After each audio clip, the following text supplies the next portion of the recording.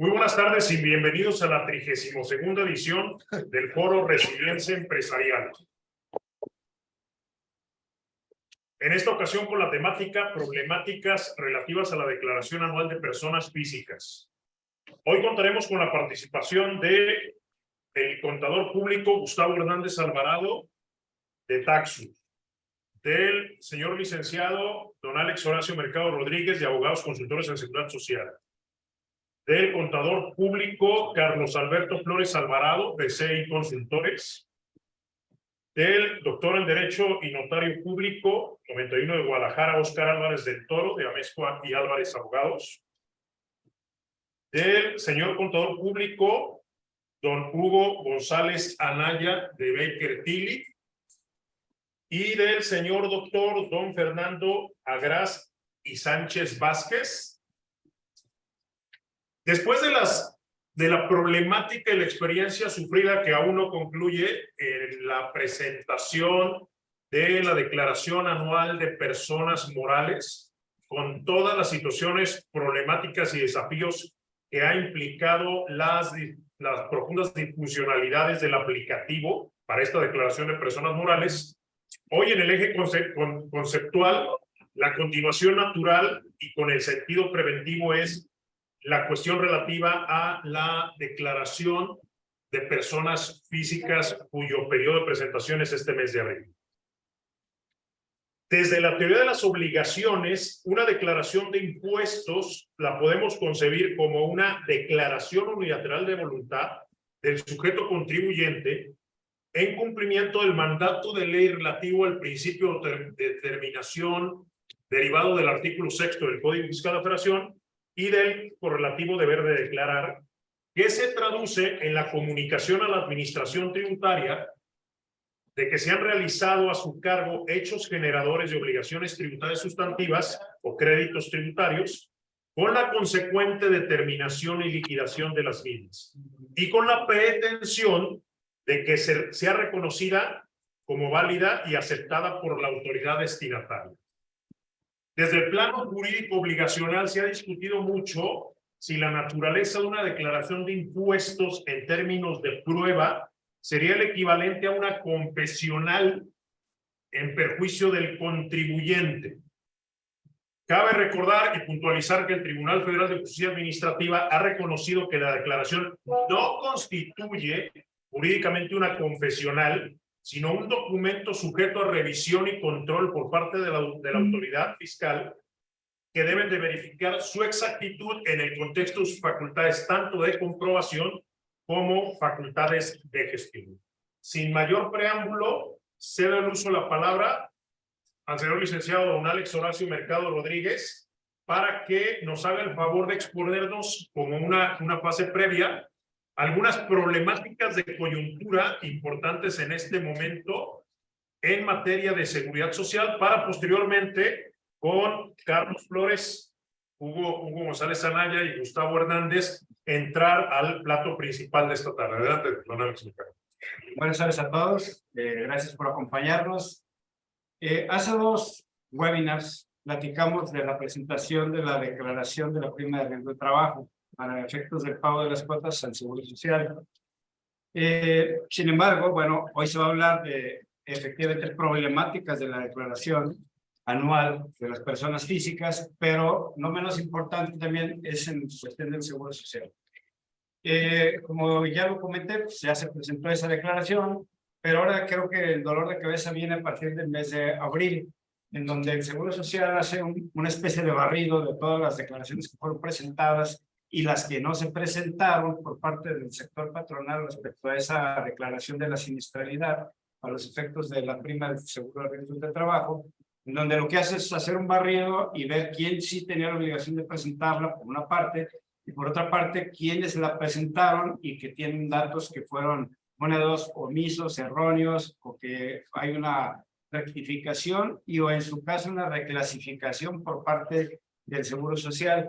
Es muy dado que ahora en el mes de abril, a partir del día 16, se inicie con este barrido y que empiece a notificar al sector patronal estas declaraciones en donde te dicen, ¿sabes qué? Te equivocaste, no presentaste tales y tales y tales trabajadores, tú dices tantos accidentes de trabajo y tú nada más mencionaste en lugar de los 5, eran 10, tú no los hiciste partícipes en Seguro Social, por lo tanto, eres acreedor primero a una multa, que dices, bueno, pues la multa son como menos de 2,000 pesos, pues a lo mejor, y tienes miles de trabajadores, a lo mejor la pagas. El problema es cuando tú te hacen una reclasificación, una rectificación de esa prima, y que el punto, que dices, oye, es un punto lo que sube, a lo mejor nada más. Sí, pero hay empresas donde un punto representan 200,000 pesos mensuales.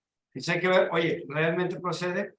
No procede, eran accidentes de trabajo, eran accidentes de trayecto, porque también es muy dado que me aparecen como accidentes de trabajo y efectivamente se toma como de trabajo los que son en trayecto. Te los pone como si fueran accidentes propios en el desempeño del trabajo y te modifica la prima. Entonces, todas esas cosas hay que estar revisando en cuanto, digo, si te llega una rectificación de la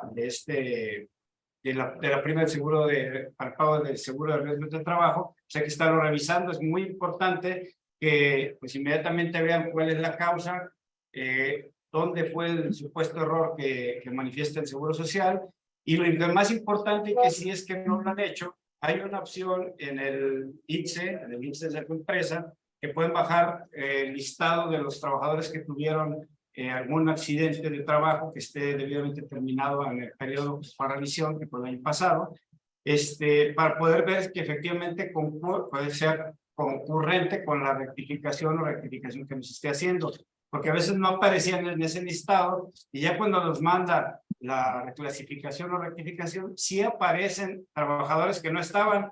Entonces, bueno, hace rato y creo que más adelante lo va a platicar el doctor Agras, en ese sentido de que, oye, pues no estaba y es algo informático, ¿de quién era la culpa, tuya o mía? Oye, era algo que presentaste y el IMSS no lo tiene. O sea, la obligación es del instituto, ¿no? Hay un artículo inclusive de la Ley Federal de Derechos del Contribuyente, el artículo 2, fracción sexta, que te habla de que si ya lo presentaste, no tenía la obligación de volverlo a entregar.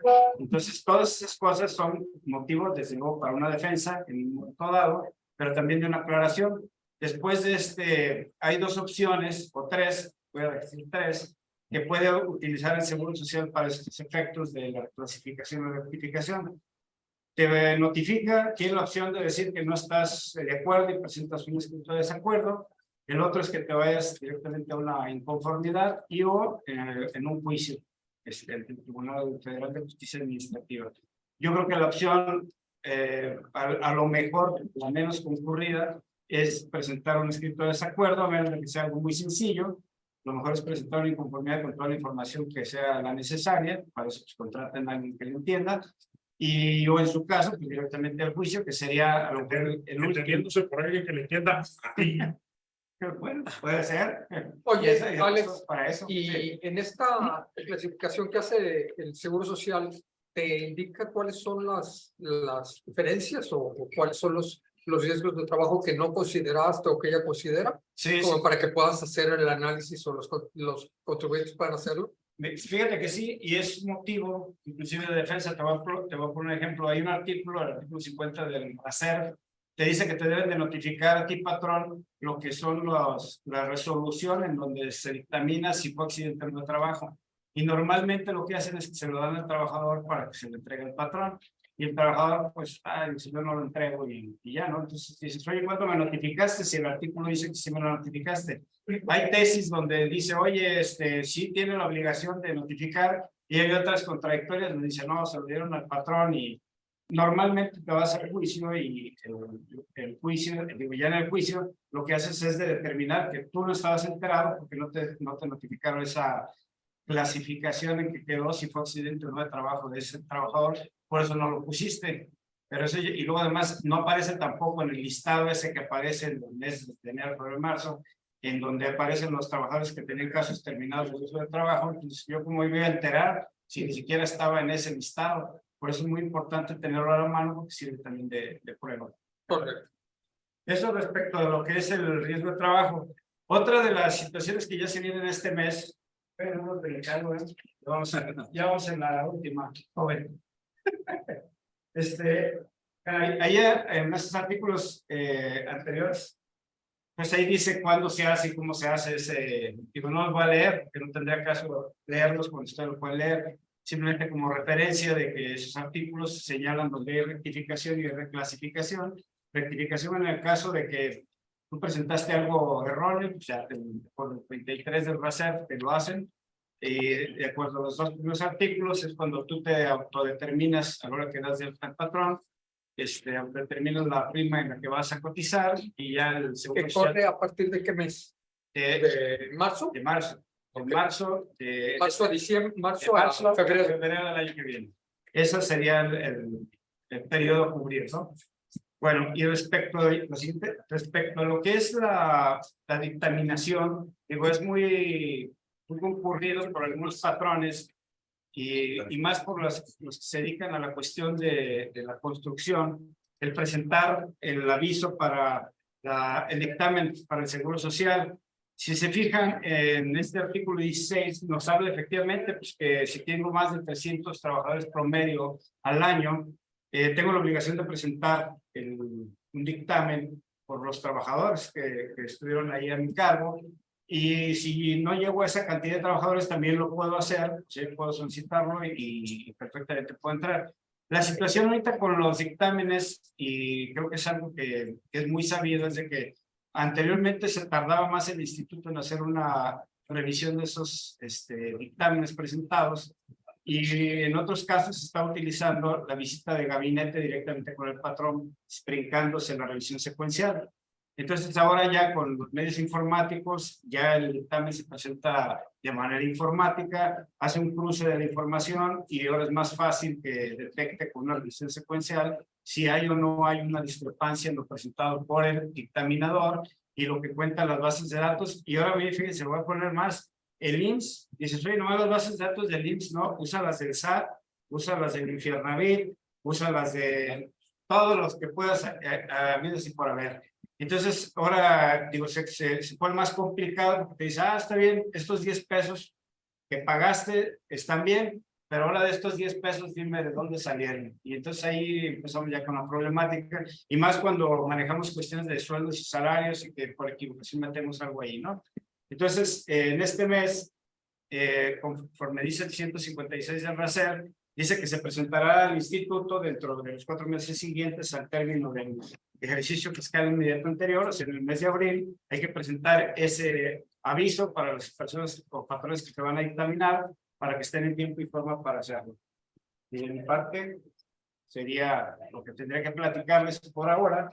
Digo, ya nos veremos a lo mejor para el otro mes cuando ya les empiecen a llegar las declaraciones, rectificaciones o reclasificaciones. Que también es un tema muy interesante porque llegan de todos, o sea, hay unas que sí proceden, sí ves, sí proceden, sí estaban en el listado, el patrón nunca lo bajó, y no hizo la revisión entre su SUA, entre lo que... Oye, Alex Mercado, y muy vinculado con el tema de la presentación de las declaraciones anuales, que es nuestro tema central, nuclear de este webinar del día de hoy. Existe la condicionante o requisito para la deducibilidad de la nómina, que te han hecho realizado planteamientos importantes en ese sentido, relativa a la debida inscripción de los trabajadores y al cumplimiento de las obligaciones de seguridad vinculadas con la posibilitación de la partida deducible de cumplimiento de ese requisito en temas de impuesto a renta. No sé si quieras hacer algún comentario. Sí, fíjense que eso también ya últimamente ha sido motivo de inclusive varios cuestionamientos en ese sentido, en donde por lo que ustedes quieren y gusten no tenían la firma electrónica en ese momento, estaba revocada, no dieron de alta a los trabajadores, les estuvieron pagando así nada más, como dicen así nada más, era que sí les timbraban, pero no estaba vinculado a ningún número de seguro social, porque no estaba dado de alta. O sea, si tiene número de seguro social, sí está marcado en su nómina, su recibo de nómina o en el propio CFDI, está marcado que sí tiene número de seguro social. Sin embargo, para los efectos del IMSS nunca se pagó. Entonces, esos temas son temas muy recurrentes, y ahora que, por ejemplo, en estas rectificaciones o ratificaciones que hace el IMSS, de esto también entran los trabajadores que no tienen dados de alta y que por ahí tuvieron un accidente, no los dieron de alta y ahí los ponen. Y luego viene la rectificación y aparte en esos casos está muy posible capital. Oye, Alex, y por último, porque sabemos que te reclaman en el Supremo Tribunal de Justicia del Estado como speaker de lujo, que vas a tener que estar en unos momentos allá.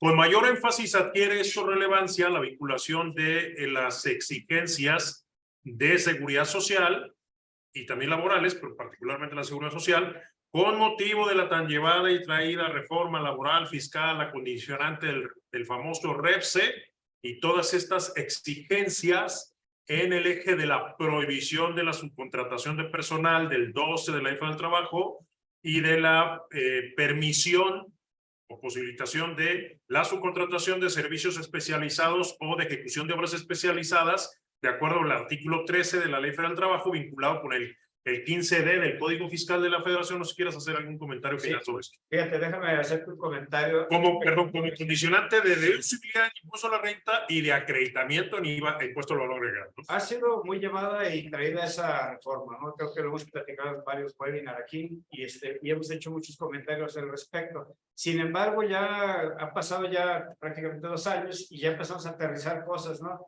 Dices, oye, ¿qué está haciendo la autoridad? Pues el IMSS está haciendo su chamba, está revisando y dice, pero oye, Hacienda, ¿qué está haciendo? Ah, objeto social igual y le mandó trabajadores, no me importa si tenía REPSE o no, no deducibles, no acreditables. Oye, espérame, es que si tenía REPSE, se me olvidó presentar los informes, lo que tú quieres que me multe el IMSS. No, es que no los presentaste y ahí va. Eso hace Hacienda. Me voy a ir al IMSS.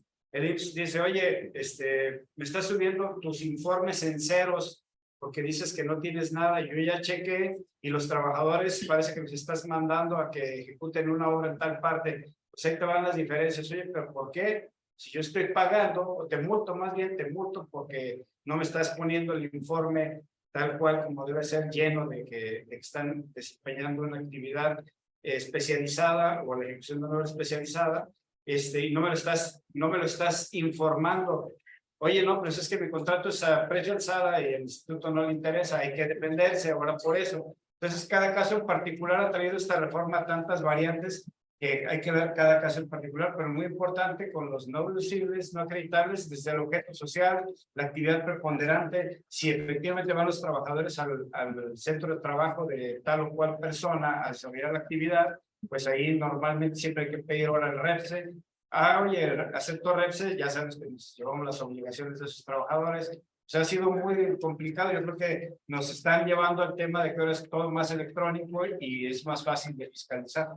Perfecto. Gracias, Alex. Mucho éxito en la Gracias, conferencia Alex. que vas a dictar en un momento ahí en el Supremo Tribunal de Justicia del Estado de Jalisco. Gracias. Y bueno, le cedemos el uso de la palabra a Carlos Alberto Flores Alvarado, Hugo González Anaya y Gustavo Hernández Alvarado para disertar sobre el tema que es el núcleo de este webinar. Adelante. De la declaración anual de las personas físicas. La idea principal es cómo aprovechar y cómo darles algunas ideas respecto a la información que ahora viene precargada en las declaraciones de personas físicas. Práctica que la autoridad ha ido incrementando, ha ido eficientando ciertamente, pero la primera premisa sería no nos quedemos ahí. No nos quedemos en no revisar la información que precarga la autoridad, aun cuando en muchos casos sea en suma correcta. Tenemos que analizarla y conciliarla con la documentación contable, viendo que muchas personas físicas no llevan contabilidad o no están obligadas a llevar contabilidad, pero tienen bancos, tienen documentos, tienen contratos, tienen actas, tienen operaciones realizadas. Muchos contribuyentes obligados a presentar declaración son socios de empresas, han recibido dividendos, han recibido reembolsos, han recibido préstamos, han recibido viáticos y una serie de movimientos económicos que aparecen en sus chequeras, que es lo más importante, justificar los movimientos económicos amparados o respaldados con la declaración del ejercicio para que los ingresos que declare sean suficientes para las erogaciones que estoy realizando en mi día a día, a través de mis chequeras, a través de mis tarjetas de crédito, a través de inversiones. ¿Así? ¿Arriba las Chivas? ¿Se oye? Que se oiga y que se sienta. Entonces, Hugo, ¿quisieras ahorita darnos una opinión? ¿O te esperas a que caminemos un poquito sobre los capítulos? Nos esperamos. Nos esperamos. Oye, Gus, ¿estás a la mano? Sí, aquí estoy a la orden. Ay, Dios, se oye muy feo, ¿eh? A ver, ¿qué tal? O pégate el micrófono, o que no se haga tanto, ¿cómo se llama? Eco. Ya como se escucha. Se oye como hueco, más bien, no como eco. Oye, Gus, entonces quedamos que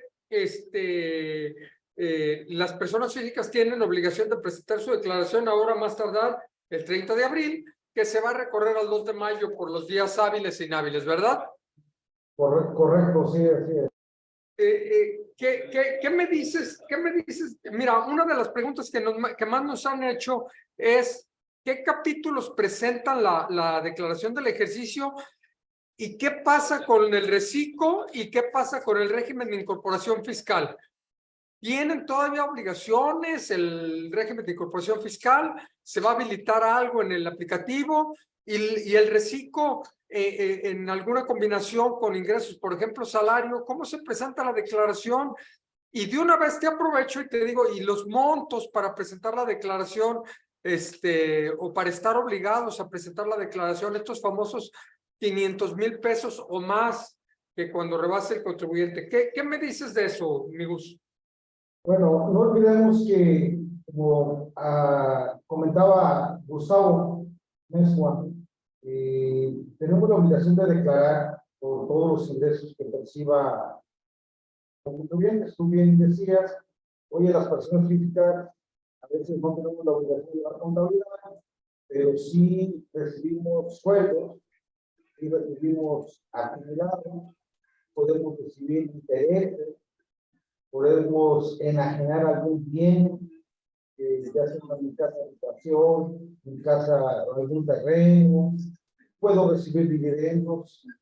Entonces, todos estos ingresos, yo tendremos que buscarlos de declarar de forma, ¿sí? Pero de ahí precisamente lo que tú comentas, tienen ciertas reglas donde nos dicen, voy a poner el ejemplo de los asalariados, donde dice que si no rebasas, Está feo. escuché alguna voz por ahí. Ok, seguimos. Si no rebasan los asalariados de 400,000 pesos, Gus, sí, sigue con mucho hueco, fíjate. No sé, bueno, a nosotros acá no entendemos, no sé si alguno de los participantes nos retroalimenta, pero parece que está viciado el sonido de tu micrófono. O pégatelo más o ponte audífonos, dice Fer. se escucha mejor.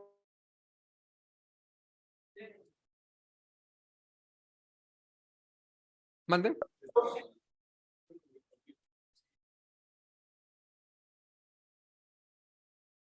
¿Se escucha mejor así? Dice Nadia que no tiene seleccionado el micrófono.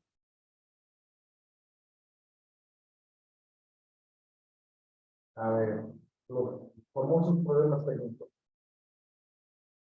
Listo, ¿me escuchan mejor? Un poco mejor, pero todavía con hueco. Habla un poquito más pausado en todo caso. Ok, bueno. Entonces, comentaba de que toda esa serie de ingresos que nosotros vemos en la lámina, en principio se deben de declarar. Pero de ahí empezaríamos con reglas, ¿no? Con reglas que, de hecho, en láminas más adelante, detalladas. Entonces, si me pueden pasar a la lámina ya, bueno, les comento, hay algunos, por ejemplo, en la actividad de profesionales, pues debemos de declarar los ingresos que recibamos por el régimen general del líquido honorario. Por ahí tú me preguntabas, oye, ¿qué pasa con el RIF? ¿Todavía debe declarar? ¿Está obligado a declarar? Sí, en algunos casos. Recordemos que el RIF, todos aquellos que estuvieron optando por estar como RIF, pero fíjense algo importante, que hayan escogido pagar sus impuestos mediante el coeficiente de utilidad, más de alguno puede haber, todavía que tendría la obligación de presentar su declaración anual. Bien, estarían obligados a declarar todos aquellos contribuyentes que enajenan bienes, prestan servicios a través de plataformas de internet, siempre que no opten por considerar como pago definitivo las retenciones que les haga la plataforma. Y también obligados a presentar una declaración anual, los reciclos. Tú me preguntabas, oye, ¿qué pasa a aquellos contribuyentes que están como asalariados o que tienen ingresos de otro tipo y también tienen ingresos como reciclos? Ahí, por disposición de la resolución miscelánea, nos dice que la declaración de esos otros ingresos diferente al reciclo es una declaración, se debe de presentar en forma independiente. De hecho, lo que hemos comentado, Carlos, nosotros llamamos que ahí es una deducción dual, ¿no? ¿Por qué? Porque realmente son dos declaraciones.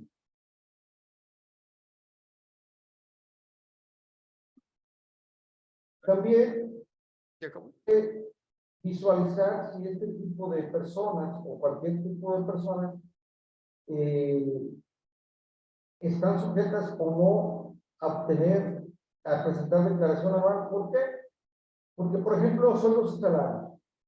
Esta es una opción de presentar o no la declaración anual, siempre y cuando los ingresos no hayan excedido de 4,000 pesos. Y que esos ingresos, por concepto de intereses reales, tampoco serán de 100,000. Pero también, siempre y cuando dichos ingresos se haya aplicado la retención a que se refiere el artículo 135 de esta ley, de la ley de impuesto a la renta. Pero, ¿a qué se refiere esta situación? Bueno, esta es una opción. Hay muchas personas que, aun no pasando, excediendo los 4,000 pesos, o son los salarios, se atreven a presentar la declaración. ¿Pero por qué? Porque a lo mejor les da un saldo a favor. La ley se los permite. En ese sentido, este tipo de contribuyentes tienen que presentar su declaración y obtienen su saldo a favor. Pero aquí estamos hablando de este tipo de personas no están, si no acceden, no están obligadas a presentar la declaración anual. Adelante, Carlos. Gracias. Voy a tratar de resumir un poquito lo que comentaste. Bueno, tener en cuenta y fíjate, primero que nada, a quien nos están escuchando, es la declaración anual se llena en papeles de trabajo, primero que otra cosa. Tenemos que tener nuestros documentos a la mano, estados de cuenta, contratos, actas. Mencionabas ahorita en otros ingresos, deudas perdonadas. Eso me da la idea de que puedo tener ingresos fiscales que no estén atravesados por una cuenta de cheques. Es decir, no haya movimiento económico, pero sí tenga un incremento en mi haber patrimonial. Entonces debo tener ese debido cuidado. Luego informas un poco sobre la importancia de declarar ciertos conceptos recibidos en el ejercicio. Donativos, enajenación de bienes exentos, como puede ser casa habitación, préstamos recibidos, premios obtenidos, aunque hayan pagado impuesto definitivo en términos del 138 de la Ley de Impuesto a la Renta, enajenación de tierras ejidales, si es que sucedió algún movimiento de este tipo en el ejercicio. Obviamente, enajenación, no transferencia económica dentro del mismo ejido, sino una enajenación hacia afuera del ejido ya documentada, ya escriturada y que refleje en mis documentos un movimiento financiero. herencias recibidas también. Entonces, tener, por ejemplo, pues si hay un juicio sucesorio, tener los elementos del juicio, por qué recibí tal cantidad, obviamente lo hemos platicado, Gus, aquellos que son beneficiarios de cuentas de cheques y sucede una situación de un fallecimiento del titular, no basta solamente nada más acceder al dinero, porque eso no es recibido como herencia y no sería exento, sino seguir todo el proceso del juicio sucesorio y obtener el recurso en el acta de adjudicación final o conclusión del juicio sucesorio. Luego, documentar algunas de las partidas, préstamos recibidos con contratos, recuperación de préstamos con contratos originales, no solamente decir que le presté hace 25 años a una persona y que ahorita me está pagando y de repente apareció y etcétera, sino si podemos documentar con transferencias en aquella época, darle un poquito de materialidad a la operación, el contrato, el reconocimiento de la deuda, el contrato original del préstamo, la liquidación, todo aparte hacerlo a través de transferencias electrónicas o cheques. Cuando reciben reembolsos de capital, cuidar mucho el artículo 30 del Código Fiscal de la Federación y quedarse con un expediente del origen de las partidas que le dieron origen a la CUCA, a la capital de aportación que les es reembolsado. Si fue por compra de acciones, no, está bien, o sea, si fue por compra de acciones y las acciones traían en la panza una actualización, pues cómo se creó ese capital, el artículo 30 del código, repito, te lo exige. Pues entonces la persona física, que es la que va a tener la carga del depósito en su cuenta, que tenga esta documentación para que pueda demostrar por qué tiene una variación en su capital, por qué de repente adquiere un bien, por qué si su declaración dice 1 millón y adquiere un bien de 4 o de 5 y no tiene préstamos recibidos, ¿cómo documenta esas partidas o cómo documenta ese dinero? Declaraciones anteriores, saldos de bancos, etcétera, ¿no? También mencionas ingresos por enajenación de bienes inmuebles y bienes muebles, enajenación de tierras ejidales, exentos provenientes del sector primario y ingresos recibidos de herencias y legados. Hemos visto en muchas revisiones que tienen ingresos declarados del sector primario, no tienen tierras, no tienen ganado, no tienen siembra, no hay forma de demostrar de dónde obtienen los ingresos, solamente tienen depósitos, no tienen egresos, no tienen ninguna salida para preparar tierras, para comprar ganado, para nóminas, para nada, nomás la cantidad depositada tal cual y dicen que es sector primario. Entonces, tener mucho cuidado con ese tipo de actividades. No sé si te quedaste en la soporte, bueno, algunos de los documentos que debemos de integrar son estados de cuenta, contratos, libros sociales, escrituras, testamentos, les mencionaba, o juicios sucesorios o testamentarios, títulos de acciones, documentos con fecha cierta, es muy importante, o una serie de pruebas que se puedan adminicular para poder demostrar la realidad, la materialidad de alguna operación o de algún ingreso recibido. Hugo ya nos pide la palabra para intervenir aquí. Hugo, adelante. Sí, si me dan chance de hacer... Nomás pégate más el micrófono, Hugo, por favor. ¿Ahí se escucha bien? Ok, si me permiten hacer algunas anotaciones. Me gustaría, para no omitir el caso, recordemos que dentro del título 4, personas físicas, capítulo 2, sección 3, pues ya se encuentra un concepto que son ingresos por la enajenación de bienes o prestación de servicios a través de internet y o plataformas digitales. Y hago mención de esto porque este tipo de ingresos, cumpliendo con ciertos requisitos, entre ellos quizás el más sobresaliente es que los ingresos del ejercicio inmediato anterior no excedan de 300,000 pesos por concepto de salarios, intereses y plataformas. Pues si cumplimos con ese requisito y otros más que nos pide estos artículos, se considera impuesto definitivo.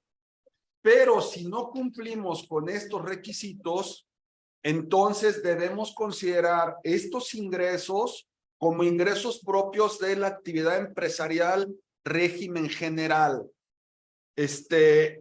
En cuyo caso, pues sí cambia bastante la mecánica de cálculo, porque si estamos en el supuesto de dentro de los 300,000 pesos y son pagos definitivos, mi impuesto definitivo va a ser el porcentaje de retención sobre los ingresos exclusivamente.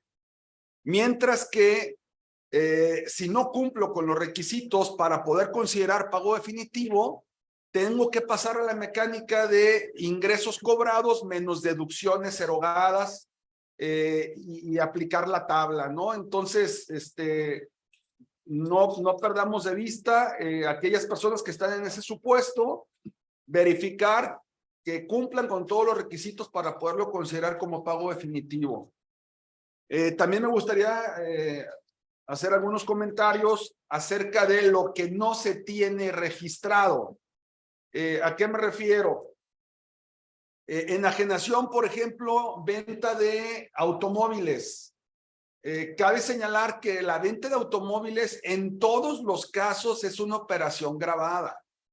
Es decir, aunque yo no tenga una actividad fiscal, así no esté dado de alta ni por honorarios, ni por arrendamientos, etcétera, el simple hecho de que yo enajene mi vehículo ya me pone en el supuesto de una operación que está gravada por la ley bajo el régimen correspondiente, pero necesitamos reportarlo y declararlo, ¿sí? Lo mismo pasa con las donaciones. Esto es muy común, sobre todo en el caso de madres de familia, amas de casa, que reciben a veces depósitos en sus cuentas de sus hijos, que les dan su mesada, y bueno, dicen, es que es una donación y está exenta. Sí, es cierto, está exenta en tanto declares esa donación, ¿no? Si no las declaras, si no las incluyes en una declaración de impuestos, lamento decirte que no están exentas. De entrada son ingresos a cuentas bancarias y de entrada son ingresos grabados. Sí, querido Fer. Oye, Hugo, fíjate, porque nos dices donaciones, pero ¿qué pasa cuando le hacemos una transferencia a esposos, hijos, padres, madres y le ponemos alimento? ¿Qué diferencia consideras tú que existe? Bueno, No donación, sino alimentos.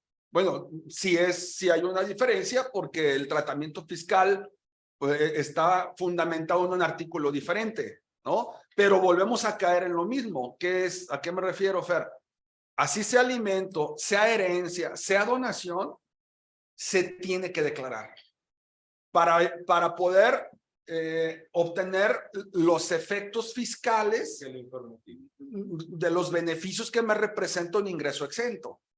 Mientras no esté declarado, no podemos decir que ese es un ingreso exento, porque ante la autoridad no es una donación. Oye, Hugo, y adicionalmente con aquel tema de hace algunos años de que se utilizaba el concepto de alimentos para remunerar a algunos ejecutivos, hubo un cambio en la ley del impuesto de la renta y menciona que los alimentos recibidos que son exentos son aquellos que se pagan por el acreedor, por el deudor alimenticio, ¿no? Así es. Entonces, tendrías que tener o estar condenado claro, o jurídicamente al pago de una pensión alimenticia. O sea, están vinculados con la situación jurídica que implica un acreedor, un deudor alimentario, generalmente relaciones de padres a hijos. Es correcto. ¿No? O de cónyuges o excónyuges, ¿no? No así respecto de la situación tan llevada y traída y hoy superada, como bien lo indicas, del aquel añejo 58 de la Ley General de Sociedades Mercantiles para socios de sociedades en nombre colectivo, que era una total desvirtuación y se acabó calificando como una práctica fiscal indebida por parte del SAT, ¿no? Es correcto. Entonces, las transferencias que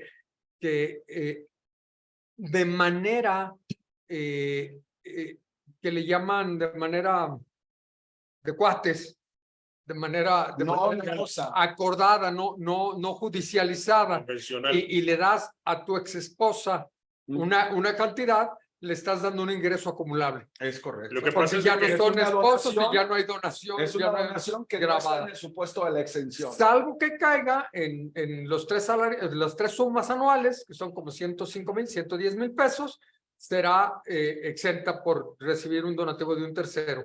Pero es importante la acotación que hiciste de que el donativo para que sea exento se tiene que declarar. Así es. La venta de casa habitación exenta se tiene que declarar para que sea exenta. La herencia. La herencia se tiene que declarar para que sea exenta. Es correcto. ¿Va?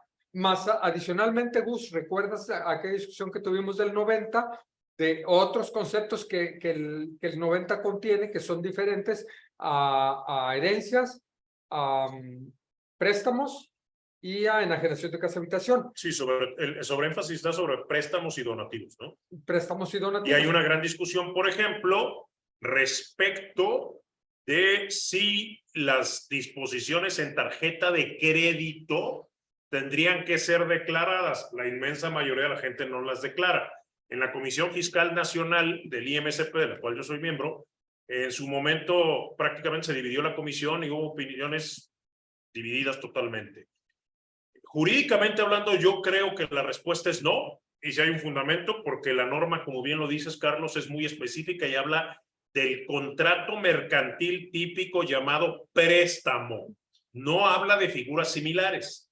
En la base de una tarjeta de crédito, recordemos que jurídicamente hablando lo que existe es algo parecido al préstamo, pero diverso al préstamo, que es otro contrato típico, que es una apertura de crédito en cuenta corriente para el consumo. Oye, es que se parece mucho al préstamo. Sí, pero no es préstamo. Y en fiscal no hay analogía. Y la recomendación que siempre hemos hecho ahí, estarás de acuerdo, Hugo, es, oye, justifica tus ingresos o transparenta tus ingresos, relaciona tus ingresos, y si te da para vivir y te da para pagar tus tarjetas de crédito, es decir, si tienes un ingreso de salarios de 80,000 pesos y gastas 300,000 en tarjeta, pues no, ¿qué te digo en relación con la discrepancia fiscal, no? Claro. Pero si O ganas sea, lo que 80,000. quieres decir es cómo te ayudo, si es que haces eso. Exactamente, es como el Atlas pretendiendo ganarle a las Chivas. Son pretensiones ilusorias, nada más. No, eso que acabas de decir es una herejía. Es una blasfemia alta. Entonces, si tú ganas 80 y gastas 20 en tus tarjetas de crédito, pues dices, tengo un margen para vivir, para colegiaturas, para manutención, para alimentos, etcétera, pues estoy congruente más o menos. Y les pedimos que esa sea parte de la documentación que tengan que administrar. Es correcto. Ahora, si me permite hacer una última recomendación, no sé si la compartan. Puede ser que haya que varias personas estén en el siguiente caso. No necesariamente tiene que haber un depósito en una cuenta bancaria. Es decir, puede ser que yo reciba de mi hijo en efectivo cada mes 20,000 pesos en cash, y de esos 20,000 yo estoy pagando la renta del departamento donde vivo, ¿no? Ahí no hay un depósito de parte de mi hijo a una cuenta bancaria mía. No es necesario que haya un depósito. Pero sí habría una erogación que te configuraría el supuesto de discrepancia fiscal que contaba con total protección, Carlos. Exactamente, para allá voy, ¿no? Oye, de todas maneras, yo estoy erogando 15,000 pesos que no tengo justificados fiscalmente. Es correcto. Entonces, aunque no haya depósito en cuenta bancaria, hay que declarar ese donativo. Si se o te esa configura donación. la donación, estarías en un horizonte de riesgo si no lo declaras. Exactamente. Claro. Ahora, no nomás es declarar, no sé si estén de acuerdo con su servidor, tenemos que darle la naturaleza jurídica de donativo. O sea, necesitamos hacer un respectivo de donación. Lo cual, por ejemplo, el caso con el que empezaste platicando, mi querido Hugo, de las mesadas de padres a hijos, es extremadamente común que no suceda. Es correcto. Por eso quiero hacer énfasis ahora, en la importancia de que se hagan esos contratos. en la importancia de nuestra intervención es, oye, si tu dinero es transparente, hijo, eres asalariado, recibes ingresos por honorarios, reciclo, lo que sea, pero tienes tú transparentes fiscalmente tus ingresos, hazle una transferencia a tu padre. Ahorita se nos viene encima lo de la compensación civil, ¿no? Sí. Interpretaciones de los jueces, no del SAT, Claro. de los jueces, dices tú, Dios, entonces tengo que cuidarme mucho más por lo Sí. mal pensado que puede ser la No, autoridad. y más aún, Carlitos, precisamente con eso quería cerrar. La recomendación que les iba a hacer es traten de evitar lo mayor posible movimiento en efectivo. Salvo que te lo gastes en efectivo. Aún así, Ajá. yo les voy a decir Sí, por bueno. qué. Yo creo que a lo mejor muchos de nosotros ya hemos tenido esa mala experiencia. En el caso de, yo tuve una experiencia en una sociedad civil. En el caso de remanentes en efectivo a los socios, aún y cuando está el recibo del remanente, está la retención, está enterada la retención. Y que por ser parte Por ser en de los efectivo, salarios, por puede ser ser en- en efectivo. Bueno, pues, ¿sabes cuál es el criterio de la autoridad? Aunque suene de lo más idiota que podamos escuchar, ¿sí? Yo cómo sé que ese dinero que entregaste en efectivo, ¿sí? Es el mismo. Exactamente, Sí. es el mismo. Excelente. Así, Sí, sí, Es sí, una sí, práctica. ¿cómo sé que es ese? Sí, por la fungibilidad del dinero. ¿no? Lo comentábamos Sí, ayer, sí, precisamente. Y en eso baso mi recomendación, Sí. en la medida de lo posible, tratar de evitar lo más que se pueda las erogaciones y los movimientos en efectivo. Fíjate, Hugo, rápido para acotar tu comentario y para solidificarlo. Una devolución de impuestos, una recuperación de un préstamo por parte de una empresa en efectivo, no es recuperación de préstamo. ¿Por qué? Porque cómo sé que es el mismo dinero, la misma regla. Bueno, gracias, Hugo. Yo quisiera también. Pero tú eres abogado. Sí, por eso. Por eso. Ah, bueno. También los feos, también sabemos algo. Yo sustento también la opinión aquí de Hugo, porque aparte la declaración es la conceptualización, como lo estamos definiendo ahorita en este último punto, de ese flujo, de esa actividad. ¿Por qué? Recordemos que lo que está grabado es el acto, actividad grabada o exenta, ¿sí? Entonces, en ese concepto, en el cómo sé qué es, cómo sé, lo que está definiendo tu comentario es cuál es el acto o actividad para ver si la grabo o la exento, ¿sí? Yo por eso estoy de acuerdo contigo de que tienes que manifestarlo en la declaración. No olvidemos que hasta ese momento, antes de supervisión, estamos ante actividad autoaplicativa, ¿sí? Ya si viene la supervisión será otra cosa. Sin embargo, al momento de señalar hacer una donación, tendríamos que atender también al Código Civil, según sea el Estado o el federal, según sea su materia.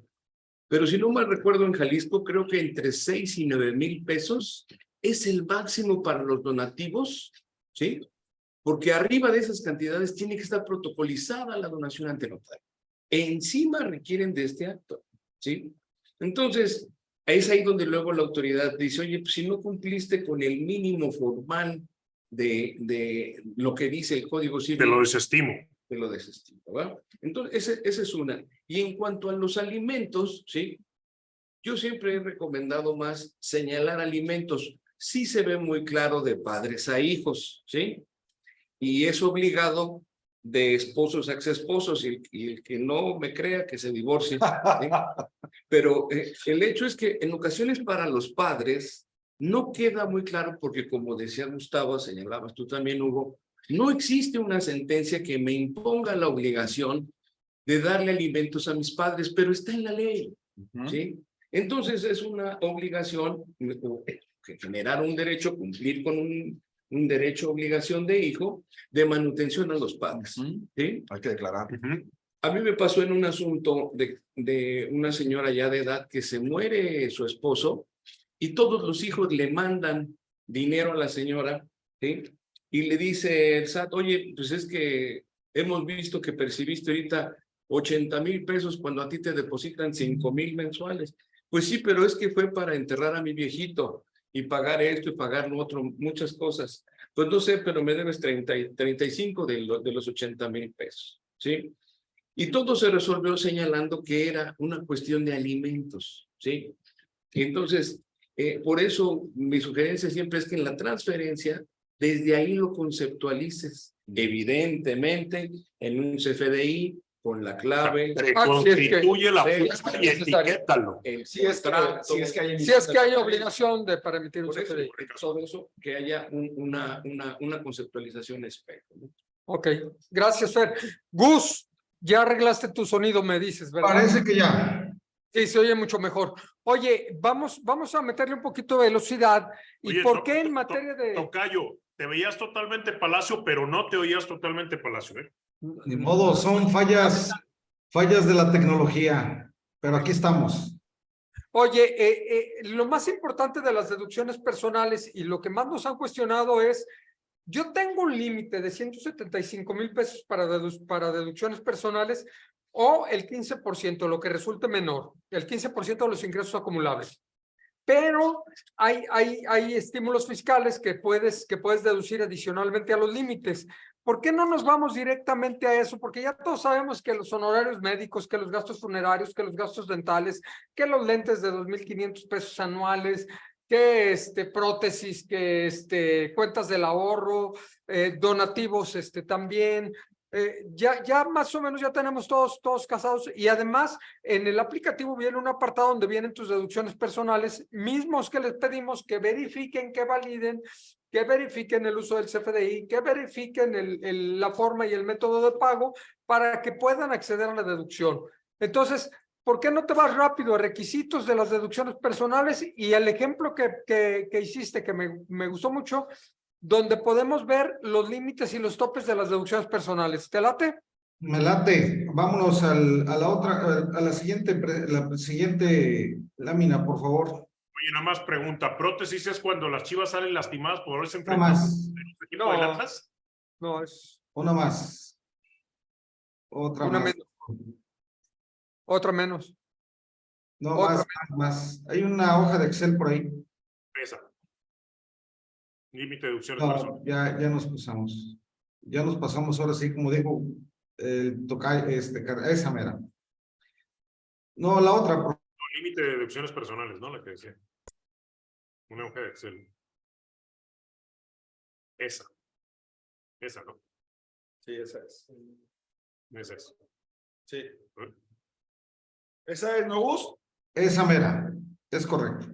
Bueno, como bien comentaba Carlos, las deducciones personales están topadas y están topadas bajo dos límites.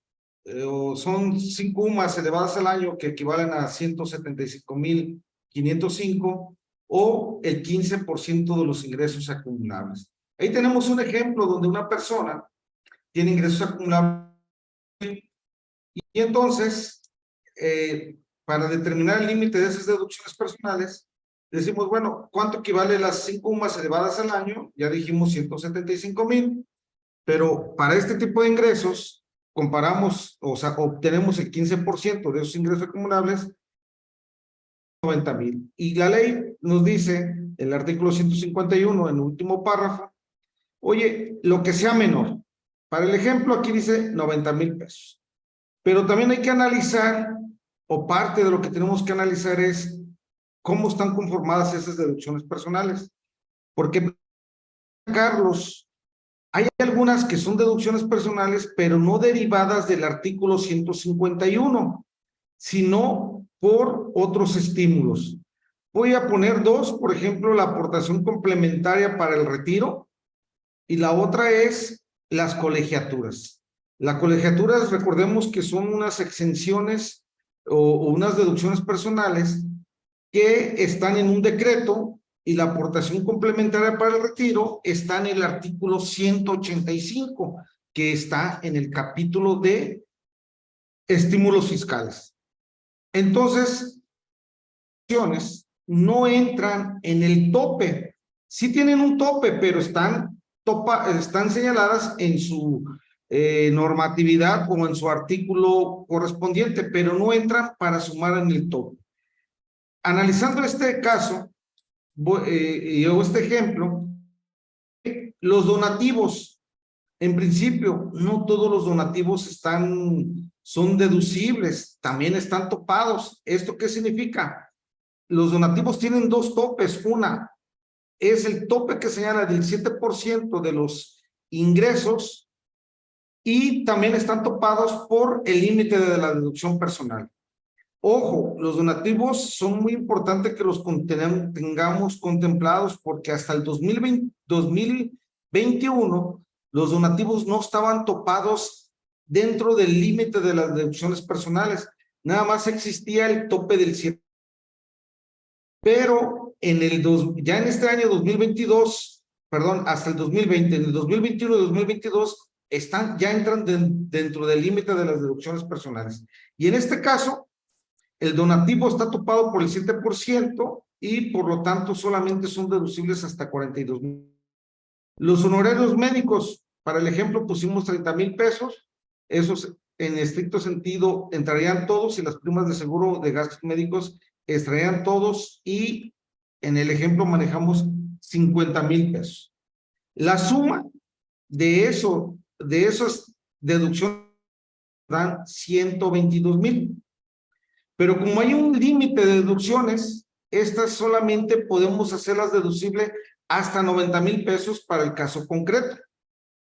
Pero fíjense, no nomás son hasta 90,000 pesos porque entran otras dos deducciones personales que están en otras disposiciones fiscales que ya dijimos que son estímulos fiscales y en este caso están topadas hasta 152,000 y las colegiaturas están topadas según el grado de estudio y para el ejemplo son 44,000. En este ejemplo no están hasta 90,000, sino hasta 286,000 pesos.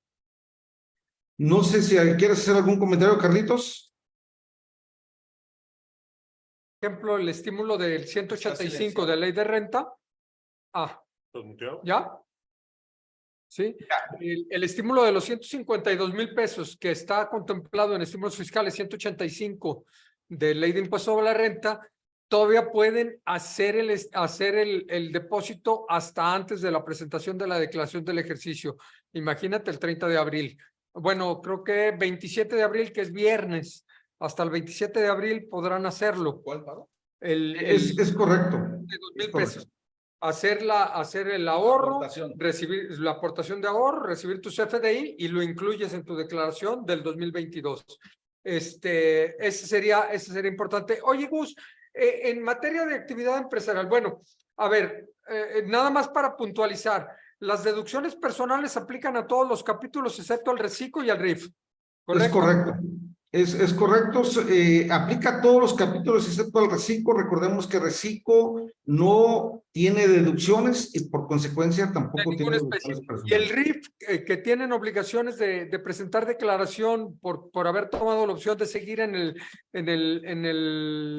régimen, ellos no tienen obligación de presentar declaración o sí, declaración anual. Y si tienen obligación de declaración anual, ¿tienen derecho a deducciones personales? Ahí te va. Sí, obligación de presentar declaración anual, los RIF, solamente que hayan optado por hacer sus pagos provisionales mediante un coeficiente de utilidad, que era una de las opciones que había. Si es el RIF normal, ingresos menos deducciones, no tienen obligación. Y vamos pensando que por ahí hubiera algún RIF que hubiera tomado esos pagos provisionales mediante coeficiente de utilidad, sí le aplicarían las deducciones personales. Perfecto. Oye, hace rato tocaba el tema, Hugo, muy importante de los donativos y se mezclaba con la cuestión de alimentos y cómo formalizar las transferencias entre familias. Me viene muy al tema el caso de las remesas, que muchas veces no tenemos una cuenta origen bien definida a nombre del hijo o del padre de familia o del esposo, sino que como están trabajando por debajo del agua allá en Estados Unidos, mandan el dinero de la cuenta del compadre, de la cuenta del prestanombre, todo eso tan cacaraqueado por el presidente de la República como un logro de este sexenio, generalmente está ocasionando un problema de discrepancia fiscal, ¿no? De hecho, sí lo genera, Carlitos. Esto es algo similar. Voy a comentarlo como decía Hugo, escuchaba cuando vendes un carro. ¿verdad? Que no lo declaras. Esto es igual, las remesas deberían de declarar y sí serían en principio un ingreso acumulable. Aquí hay que ver el caso específico, Carlitos, porque hay remesas que sí las mandan vía transferencia de la cuenta del hijo o del familiar, siempre y cuando sea línea recta, pudiera ser o manejarse como un donativo y se tendrían que declarar en la declaración anual. Pero muchas veces ocurre lo que tú comentas, Carlitos. Las manda el tío a la mamá, a otro familiar que no sea en línea recta y cuidado. Por otro lado, a veces las mandan para construir casas a nombre de o hacer compras a nombre de un tercero, porque suele ocurrir y hay que tener cuidado también con todo este detalle. Hay que específico de estas remesas y lógico los importes. Recordemos que hace varios años la autoridad sí llegó a requerir, sobre todo porque las remesas se llegan a depositar en estados de cuenta bancarios y es donde la autoridad puede tener mayores elementos para identificar. Gracias, Gus. Oye, en materia nos generó una duda y lanzo la pregunta aquí a la mesa que no resolvimos. La obligación que tienen los socios accionistas de la declaración del ejercicio por estar dados de alta en este régimen, ¿se debe de presentar la declaración del ejercicio aun cuando no recibieron ingresos? Entiendo que el 150 y el 151 hablan de un umbral de ingresos, pero la obligación de un socio de presentar su declaración es cuando hay ingresos o solamente la clave de socio accionista le da la obligación de presentar su declaración aunque sea en ceros. En mi opinión, Carlitos, digo, antes de que los demás comenten, en mi opinión, la pura clave no te da la obligación. De hecho, digo, me baso, lógico, porque como tú bien dices, el artículo 150 que habla de la obligación, habla de que son ingresos percibidos. El hecho de que no recibas un ingreso por dividendos, pues no te nace, simplemente porque no te nace. Pero sí sale la duda, ¿no? Al final sale la duda y hay que analizarlo más a detalle, ¿no? No sé qué comenten los demás. ¿Hubo alguna opinión al respecto? Pues bueno, muy así de bote pronto, yo me inclino por lo contrario. O sea, haciendo una analogía, creo que toda la vida cuando hemos dado de alta obligaciones, sea personas físicas, sea personas morales, aun y cuando en un periodo, en un mes, no tengas ingresos sujetos a esa obligación, estabas obligado a presentar en ceros, pero tienes que presentar la obligación. Yo quiero pensar, haciendo una analogía, que en la pregunta expresa que tú estás haciendo, Carlitos, si fuéramos congruentes con el tratamiento, pues por el simple hecho de tener la obligación debiese de presentarse. Yo más bien me inclino por la postura contraria. Dices que conservadoramente mejor ponerle la palomita Ajá. y el cero a los ingresos y evitar alguna infracción por no haber presentado correctamente la declaración. Ese es mi punto de vista. Puede ser, puede ser. Aunque en rigor, dada la estructura de cedular o analítica en términos de teoría de imposición a la renta del título cuarto, fíjate, la pregunta obligada es, si no obtienes ingresos, ¿en cuál de los casilleros entrarías? No, es que la declaración es por casilleros.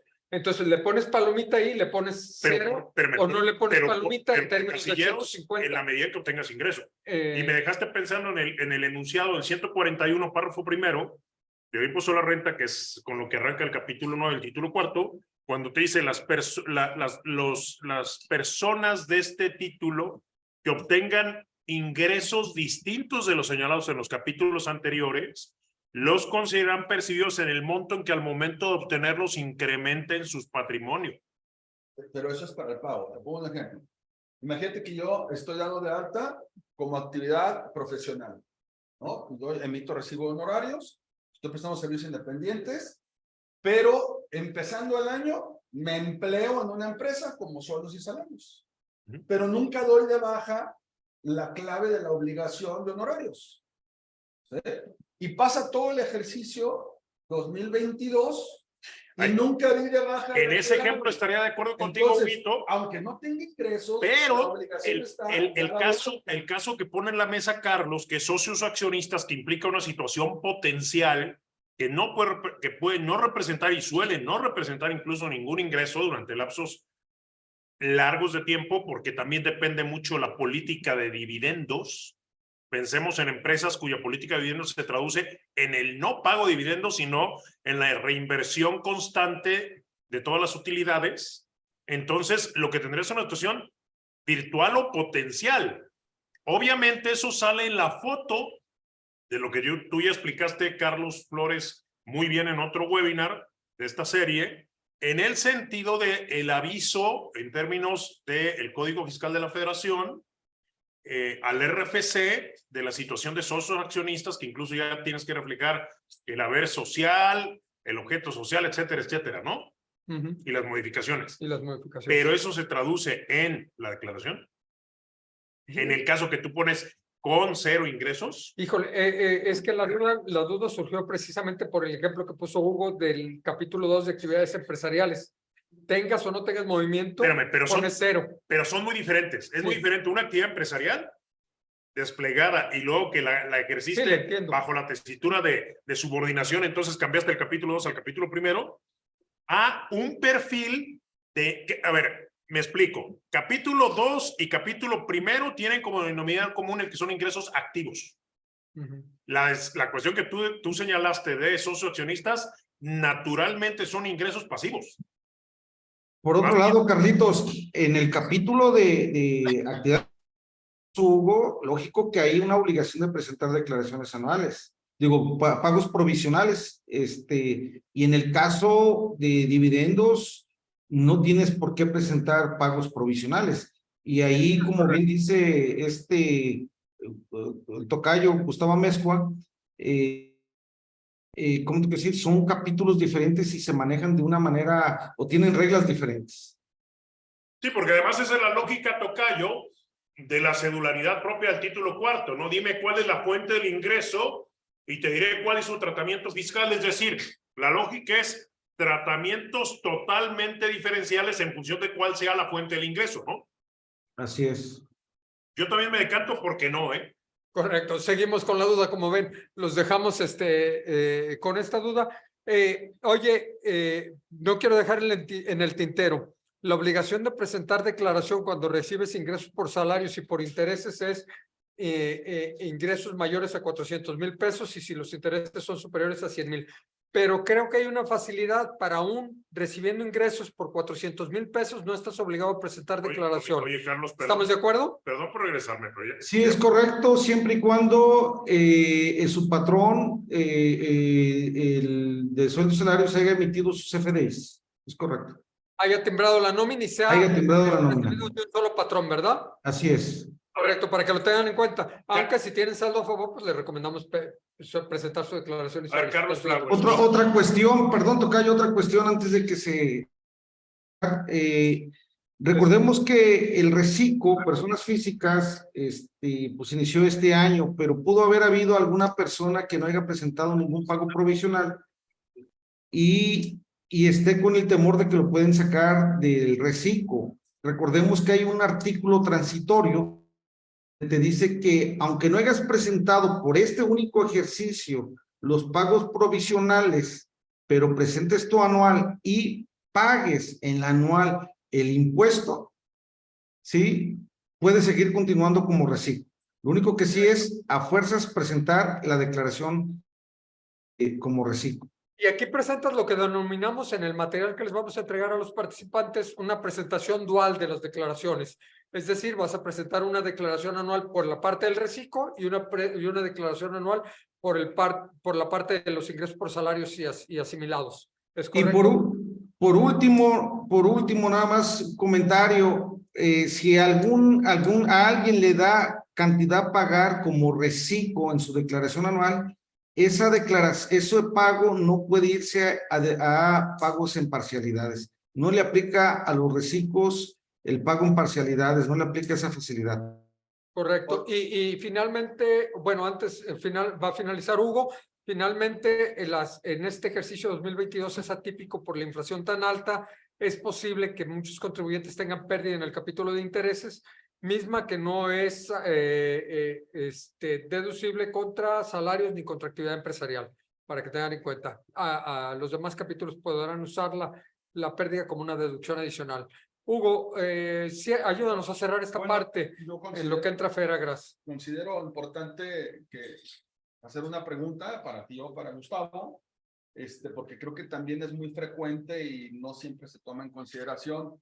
¿Qué pasa en el supuesto en donde vamos a suponer que yo estoy dado de alta como actividad empresarial? Me dedico a la compraventa de accesorios para teléfonos celulares, pero estoy casado por bienes mancomunados. ¿Qué precisiones podríamos hacerle a las personas que están en estos supuestos?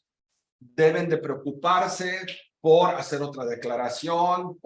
¿Debe hacerse una sola declaración? ¿Se dividen los ingresos? ¿Se dividen las utilidades? ¿Solamente declaro yo? ¿Qué pueden platicarles a la audiencia? Primero pedirle permiso a la esposa y después lo que quiera. Sí, declarar el nombre de la esposa todo y te evitas un doble problema con Lolita y con tu señora. Mira, históricamente siempre he declarado el titular del registro, para no decir que es el esposo o la esposa, pues en la actualidad cualquiera de los dos, ¿no? Sí. Y si quieres, la recomendación es, si crees tener beneficios, por ejemplo, que el reciclo te convenga, etcétera, podrás probar con la copropiedad. Ojo, ya sabes que la copropiedad no te duplica los ingresos a 7 millones de pesos, sino son los mismos 3.5 con la copropiedad. No me refiero solo a reciclo. Ajá. No, actividad empresarial, general. régimen general, puedes actuar con copropiedad, registrar la sociedad conyugal como copropiedad, nombrar tu representante legal y actuar así. Pero recuerda, no te da beneficios fiscales. Pero dijiste puedes. Porque el ingreso puedes. No es obligatorio. No, no es obligatorio. No es obligatorio. La recomendación es que quien es el titular del RFC sea quien declare.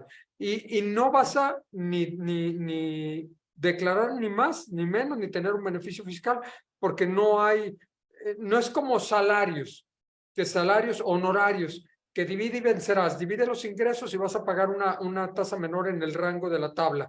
En actividad empresarial no va a suceder eso. Ingresos menos deducciones, determinar tu impuesto y tus pagos provisionales contra la utilidad final del ejercicio. ¿Va? Entonces, yo creo que el titular declara. Y si estás como actividad empresarial y no estás generando nada, ya no estás teniendo esa actividad, ¿qué sucedería? ¿Tu cónyuge te puede gravar por la actividad que tenga esa persona? Tú no generas, pero genera tu cónyuge.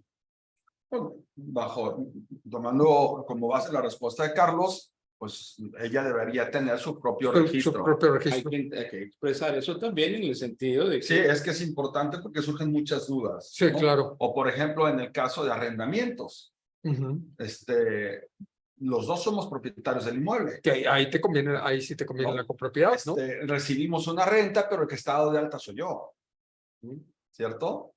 Ahí sí divides el ingreso y pagas un menor impuesto. Pero algo que para mí es clave, de lo que tú mencionaste, es optativo. No es obligatorio. No es obligatorio. La sociedad conyugal no te obliga fiscalmente a registrarla como tal. Yo ahí tengo otros datos. Cobras la renta, te la quita tu esposa y de todas maneras tú pagas el impuesto. Sí. Pero te dan para el impuesto. Oye, Gus, Fer va a terminar la plática, entonces si quieres el tema lo introduces o directo que el... ¿Comentarios como finales de la cuchillo. elección anual o ya entramos con Fer? No, ya con Fer. Adelante, señor doctor. Bueno, ¿qué tal, compañeros? Qué gusto volverlos a saludar ya después de un tiempo de no haber estado aquí participando en estos webinares con ustedes. Y pues bueno, a mí me toca platicar con ustedes, al parecer, un tema de terror, es decir, los temas de los delitos. Ahora, respecto a la declaración anual, de personas físicas.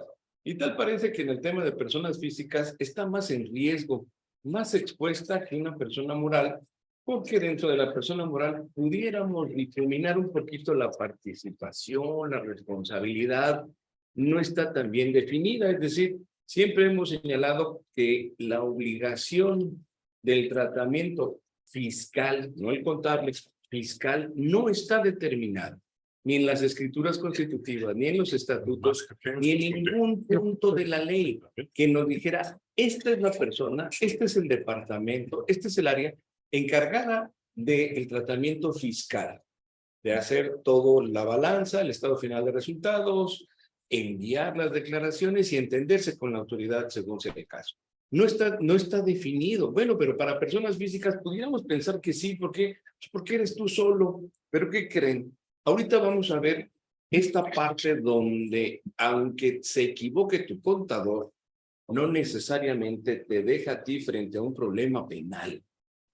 Y esto es así porque es por todos, es una máxima del derecho, pero para los que no son abogados, ya ves que aquí me están echando bullying por eso, el desconocimiento de Los la ley, defectos de cada quien. el desconocimiento de la ley no te priva de que te apliquen esa ley, pero sí puede que te beneficie, que si no conoces qué es lo que tienes que hacer, no te culpen por eso. Eso se llama un error, ¿sí? Y dirás, oye, el error se puede alegar frente a la ley. Bueno, vamos a verlo. Y no les quisiera yo hablar ahorita del nuevo sistema oral, como un juez, ahorita más que obligaciones de ley formalizado, entiende razones. Y miren, si yo les dijera a ustedes, como ese lo hemos llevado al juez penal, en caso de asuntos penales fiscales de personas físicas, este no conocimiento de la ley fiscal es lo que nos va a ayudar para poder señalar, yo no tengo la capacidad ni siquiera de engañarte. ¿Cómo es esto? Bueno, yo conozco que tengo un deber de pagar impuestos, pero y de hacer informativas, ¿sí? Deber impuestos o deber dinero no es ilícito. El simple hecho de no declarar no es delito tampoco. No declarar con la intención de engañar, eso sería otra cosa, ¿sí? Mover los números, 2 más 2, 7, esta factura sí es buena, esta pérdida sí es buena, es decir, mentir, ahí es donde caeríamos en este tratamiento penal, ¿sí? Pero el hecho de decir, la materia fiscal es simple o compleja. Por ahí del año 2015, 2014, ustedes van a poder buscar en el buscador de la Suprema Corte jurisprudencias que decían, la miscelánea fiscal remite al cumplimiento en algunos formatos que estaban en inglés. Y entonces dijeron, esto es inconstitucional. Pero ¿qué pasa si la norma fiscal no la puedo entender? ¿Por qué? Porque para el cumplimiento fiscal no nada más es entender la ley, norma que, por cierto, en ocasiones no es entendible de manera lingüística, ¿sí? Sabemos que tenemos que remitirnos a las NIFs, a las NICs, a la miscelánea, a los reglamentos, a las leyes, códigos, reglas matemáticas, reglas contables, fórmulas financieras, a la propia técnica contable, a la evaluación, entre otras, compañeros, ¿sí? Y todo esto, en el caso de Morales, el administrador lo conoce y el físico también lo domina. Pues claro que no. Es por esto que le llevamos al juez penal. Oye, juez penal, este contribuyente físico o este administrador de persona moral no tiene la capacidad de cumplir. ¿Por qué? Porque no conoce todo el contexto. Y aparte, un punto muy especial, tiene que conocer cómo funciona el sistema informático, que antes de entrar aquí al aire con ustedes, platicábamos en la mesa, que ahorita, pues como no se ha podido hacer las declaraciones, ¿de quién es la culpa? ¿Cómo se le echa culpa a la plataforma? ¿Sí? ¿Cuál es la voluntad de la plataforma? Bueno, ¿cómo le hago yo para convencer a la plataforma, para engañar a la plataforma? No se puede engañar a sistemas informáticos, ¿de acuerdo? Entonces, todas las declaraciones, si me quieren decir, es que usted comete defraudación fiscal porque manifestó a la Secretaría de Hacienda mentiras, ustedes deben voltearse y agradecerle ese comentario al Ministerio Público, porque si dicen, estás engañando a Hacienda, deben decirle gracias, no se puede engañar a instituciones públicas, solamente a personas. Pero ¿qué creen, compañeros? Ya no hay personas. Están los robots, ¿no? De Hacienda, el Júpiter y el Saturno y todos los algoritmos que tienen. ¿Y con quién traté yo de Hacienda? Bueno, entonces, cuando le hemos llevado al juez penal, oye juez, es que esta persona física o administrador de la moral no tiene la capacidad suficiente, lo que le decimos es que esto no en el Código Fiscal, sino en el Código Penal, artículo 15, fracción octava, ¿sí? ¿Por qué? Apartado B, 15, octava, B. Porque aquí nos dice, cuando se comete el delito y no se comete con dolo, pero vamos a ver si se puede cometer imprudentemente. Es decir, tú tienes la obligación de declarar, obligación de todos los creyentes físicos o morales, ¿no? Muy bien, pero mi conducta está justificada, mi conducta, conozco los alcances de lo que estoy enviando en las declaraciones. A ver, ¿quién hace el tratamiento contable y fiscal en una moral? El contador Flores, contador externo de la empresa. Acuérdense que hemos dicho que no se valen contadores internos, contador externo para el secreto profesional, ¿sí? Y luego, si lo hizo el contador externo, el administrador, ¿cómo queda? Encima de que no tiene capacidad, él no es ni el autor intelectual ni el autor material del delito. Abusados con eso. Y en las físicas, por eso advertíamos, a lo mejor con la física, pues queda muy expuesto, ¿no? Bueno, es lo mismo, compañeros. El físico no hizo el tratamiento, el estado final, no pudo haber sido el intelectual. Y a la hora de enviar la información, ¿quién hizo esa conducta? El propio contador. Por eso la sugerencia, compañeros, para físicas y morales, es que si ustedes son persona física, tengamos bien nuestro contrato de servicios profesionales independientes con el contador que contratamos. Y en ese contrato tenemos que especificar cuáles son las obligaciones del contador, qué es el servicio que nos ofrece el contador. Y dentro de todo lo que hace un contador público en atención a un cliente, le vamos a poner que él es el que hace la declaración y él la envía. Hemos dicho en otras ocasiones, compañeros, que es intransferible la obligación de enviar la declaración. Es propia del contribuyente, pero dados los elementos técnicos complejos de la informática, de la regla miscelánea y de las NIF, que eso solo lo entiende el contador, le vamos a decir al contador que lo haga, ¿sí? Ahora, la defensa del contador es que el contador le tiene que enviar una carta al final diciendo al contribuyente físico, moral, esto es lo que te sale a declarar, esto es lo que te sale a pagar y dame el visto bueno. Adelante. Yo le expliqué por qué sucede esto, ¿sí? Bueno, pero es muy importante que tengamos ese contrato porque ese contrato va a establecer, aparte en el contrato tenemos que poner que le dimos la fiel, ¿verdad? ¿Sí? Que vamos a señalar que lo hizo intelectual y materialmente con mi visto bueno, para eso lo contrato, es el contador, ¿sí?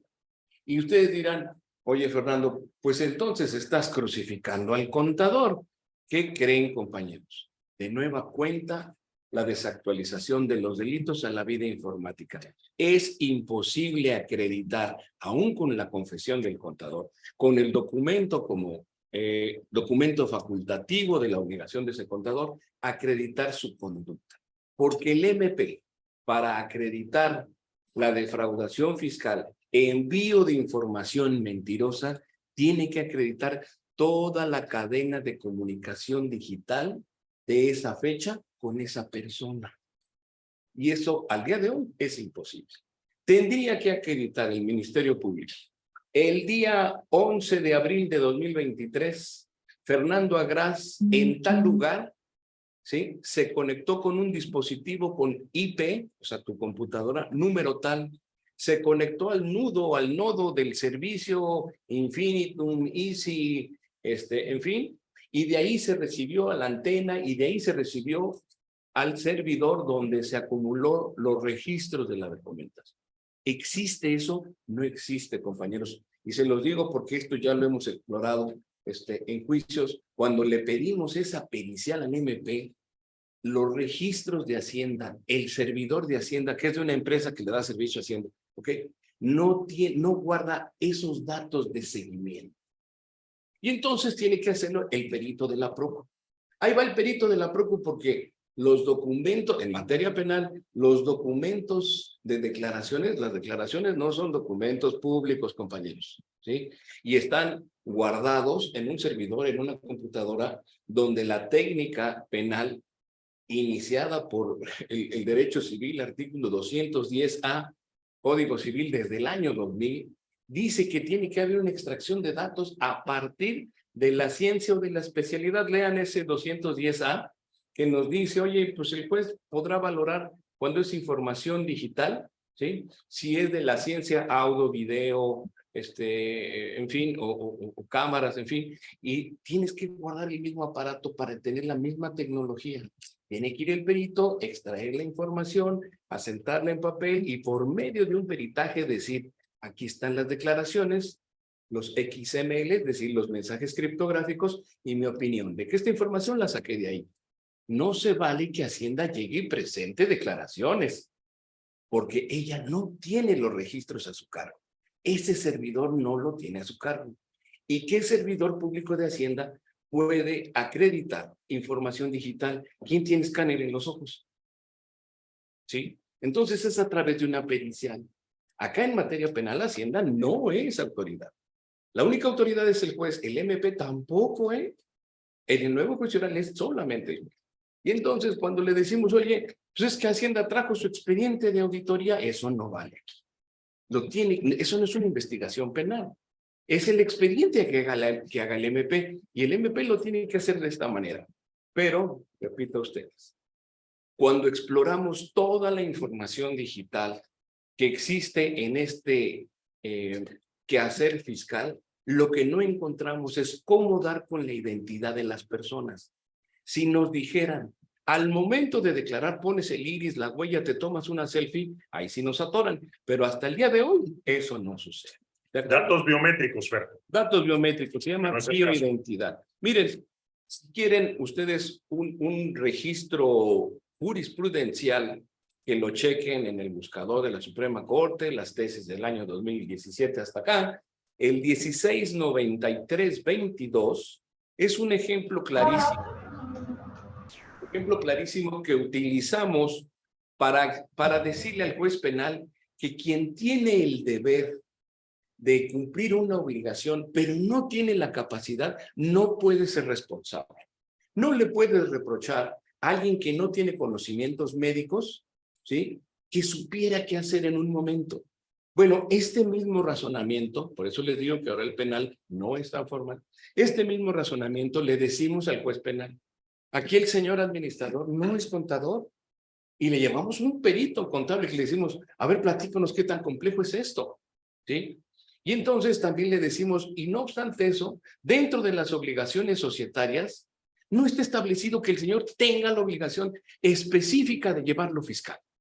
La ley de sociedades mercantiles nos dice que el cuerpo de administración es el responsable, pero no es necesariamente el responsable fiscal, más aún le transferimos esa obligación al contador externo. Por eso es de suma importancia señalar el contador externo.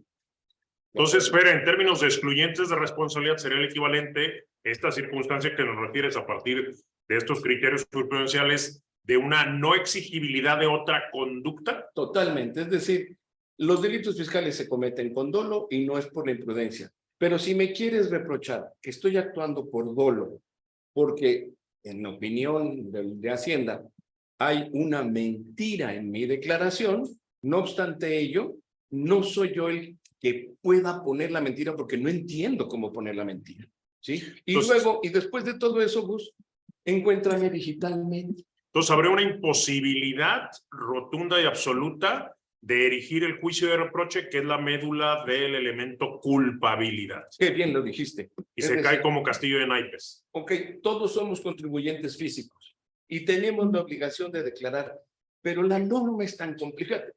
Pudiéramos señalar, Gustavo, que hasta es inconstitucional, porque las normas las debe entender el campesino. Claro. Y aquí nosotros, pues todas las reglas no las Sí, entendemos. en Alemania esto que tú le estás planteando le llaman un principio técnico tributario al que le refieren como transparencia tributaria y se predica tal y como lo dijiste, el destinatario de la norma, que es Juan Pueblo, cualquier cuate que vaya pasando por la calle debe de entender las normas relativas a impuestos y el lenguaje tiene que ser tan llano que cualquiera lo entienda. Si agarramos un test de ese tipo y tomas uno de estos libros y se los das a Juan Pueblo, pues no creo que entiendan absolutamente nada, pero sí les puede ser útil como un remedio infalible para el insomnio, ¿no? Exactamente. Entonces, realmente en el tema penal Ya fiscal te duerme. de estas declaraciones para físicas y morales no está tan tenebroso, compañeros. Y ahora, concluyendo, podemos pensar que la persona física tiene más benevolencia, tiene más de dónde agarrarse para decir, yo no entiendo esa norma, yo no entiendo ese sistema, ¿sí?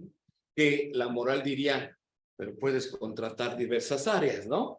Entonces el físico puede que tenga una defensa más amplia.